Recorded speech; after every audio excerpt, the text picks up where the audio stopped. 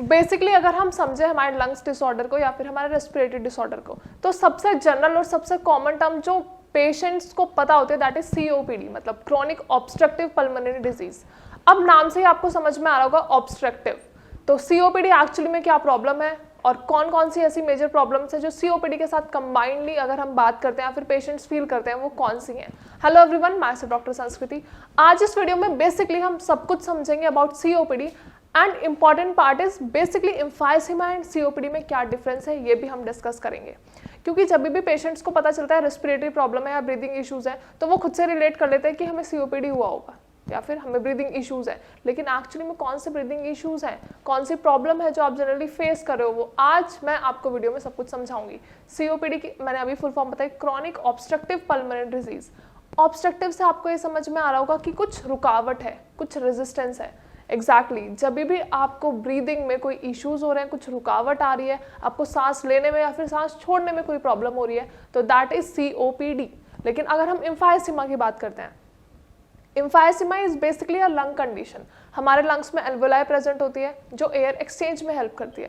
तो जब हमारी एल्वेलाइज का इन्फ्लामेशन ग्रेजुअली बहुत ज़्यादा बढ़ना शुरू हो जाता है और पेशेंट्स सफ़र करने लगते हैं एक्सचेंज ऑफ गैसेज में, मतलब वो अपना COPD एक्सक्रीट नहीं कर पाते और COPD रिटेंशन होना शुरू हो जाता है, तो दैट इज एम्फाइसीमा।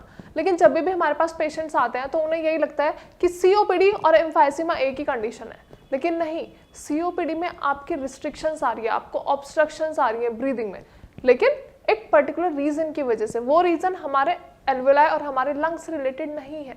तो आपको ये समझना है कि एम्फाइसीमा की कंडीशन में क्या हो रहा है, जो हमारी एल्वेलाइज हैं वो इन्फ्लेम्ड हो रही हैं, हमारी एल्वेलाई का साइज बढ़ता जा रहा है और हमारे ब्रीदिंग नैरो होती जा रही है, जिसकी वजह से हम इनहेल नहीं कर पा रहे हैं एंड अल्टीमेटली हम एक्सेल भी नहीं कर पा रहे हैं। COPD की कंडीशन में बेसिकली अगर हम बात करें तो एम्फाइसीमा एंड क्रॉनिक ब्रोंकाइटिस दो कंडीशन आती हैं, जिससे हम डिफ्रेंशिएट कर लेते हैं कि ये COPD का पार्ट है।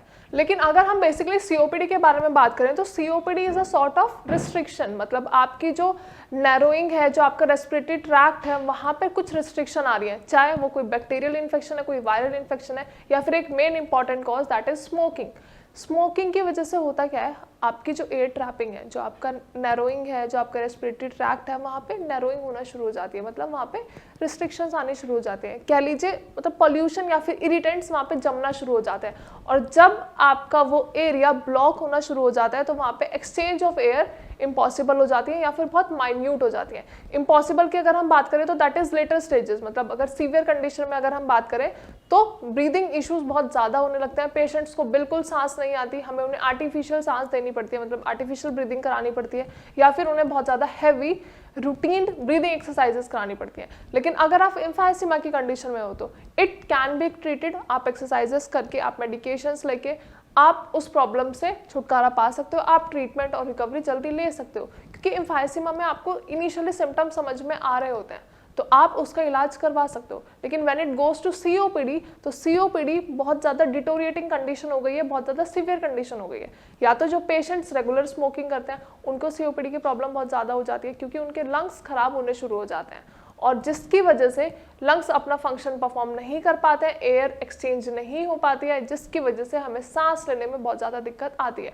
और जब तक हमारी बॉडी में ऑक्सीजन नहीं होगा, जब तक कोई भी फंक्शनिंग परफॉर्म करना इम्पॉसिबल हो जाता है, क्योंकि हमारे ब्लड में भी ऑक्सीजन का अमाउंट होता है। हम जो भी एक्टिविटी परफॉर्म कर रहे हैं वहाँ पे हमें ब्लड के साथ साथ ऑक्सीजन भी चाहिए और ऑक्सीजनेटेड ब्लड भी चाहिए। तो जब तक बॉडी में ऑक्सीजनेटेड ब्लड नहीं होगा, बॉडी का कोई भी फंक्शन ढंग से परफॉर्म नहीं हो पाएगा। अगर आपको ऐसी कोई समस्या है, अगर आपको ऐसी कोई प्रॉब्लम है, आपको ब्रीदिंग इश्यूज हो रहे हैं या फिर आपको ब्लड की कमी हो रही है, आपको सांस लेने में बहुत ज़्यादा दिक्कत हो रही है, whether it is winters, summers, या फिर आप कोई एक्टिविटी कर रहे हो, प्रोलॉन्ग वॉक कर रहे हो, प्रोलॉन्ग जॉगिंग, रनिंग, जो भी कर रहे हो, अगर आपको ब्रीदिंग इश्यूज हैं तो प्लीज़ इसको नेग्लेक्ट ना करें। आप डायरेक्टली डॉक्टर्स से कंसल्ट कर सकते हैं या फिर आप डायरेक्टली हमारे डॉक्टर से भी कंसल्ट कर सकते हैं। श्रेयास में डॉक्टर्स आपको बेस्ट कंसल्टेशन प्रोवाइड करेंगे and that is free of cost. अब इसको थोड़ा सा और समझने की अगर हम कोशिश करते हैं, हम नॉर्मली जब हम बहुत ज़्यादा काम कर लेते हैं और बैठते हैं तो हम बहुत ज़्यादा प्रोलॉन्ग ब्रीदिंग करते हैं, बहुत ज़्यादा शैलो डीप ब्रीदिंग करते हैं। वही फैक्टर जब आपकी नॉर्मल लाइफ में आने लगे, अभी हमने कुछ मैकेनिकल वर्क किया, हमने अपनी बॉडी में स्ट्रेस पैदा किया है, तो जब स्ट्रेस के बाद आपकी ब्रीदिंग में इश्यूज आ रही है दैट इज नॉर्मल। कभी कभी बॉडी थक जाती है, हमारे ऑर्गन्स भी थक जाते हैं, तो हमें ब्रीदिंग इश्यूज होते हैं, दैट इज नॉर्मल। लेकिन अगर आपको any how through out the day ये प्रॉब्लम हो रही है, आप थोड़ा बहुत भी चल रहे हो या फिर आप थोड़ा बहुत भी उठ रहे हो, तो आपको ऐसा लग रहा है नहीं मुझे सांस नहीं आएगी, आपको बहुत ज़्यादा सफोकेटेड फील हो रहा है हर टाइम, जिसकी वजह से एडिशनल हमें बहुत सारी प्रॉब्लम्स होती हैं, क्योंकि बॉडी में वीकनेस आना शुरू हो जाती है। और वीकनेस आने का रीज़न क्या है? ऑक्सीजन।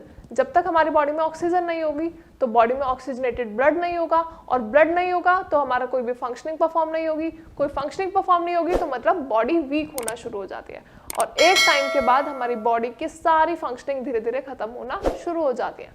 आई होप मैंने जो भी डिफ्रेंशिएशन की है वीडियो में, जो भी आपको समझाया है regarding COPD and emphysema and क्या इसका इम्पैक्ट है हमारी बॉडी पे, आपको सब कुछ समझ आया होगा। अगर वीडियो के रिगार्डिंग कोई भी क्वेरी है या फिर आपको कोई प्रॉब्लम है या फिर आपको ब्रीदिंग इश्यूज हैं, तो आप डायरेक्टली हमारे डॉक्टर से कंसल्ट कर सकते हैं। हमारे डॉक्टर्स आपको बेस्ट कंसल्टेशन प्रोवाइड करेंगे। मेडिकेशंस हैं, एक्सरसाइजेस हैं, कौन कौन सी चीज़ें आपको अपनी रूटीन में एड अप कर लेनी है, फिर कौन सी ऐसी इंपॉर्टेंट बातें हैं जैसे स्मोकिंग आपको अपने डेली रूटीन से नेग्लेक्ट करना है, ये सब हमारे डॉक्टर्स आपको अच्छे से समझाएंगे, अच्छे से गाइड करेंगे, एंड आपकी recovery I am damn sure बहुत ज़्यादा जल्दी आपको खुद देखने को मिलेगी। आप बहुत जल्दी सेटिस्फाइड हो जाएंगे, आपको पता चल जाएगा कि ट्रीटमेंट एंड रिकवरी वर्थफुल है।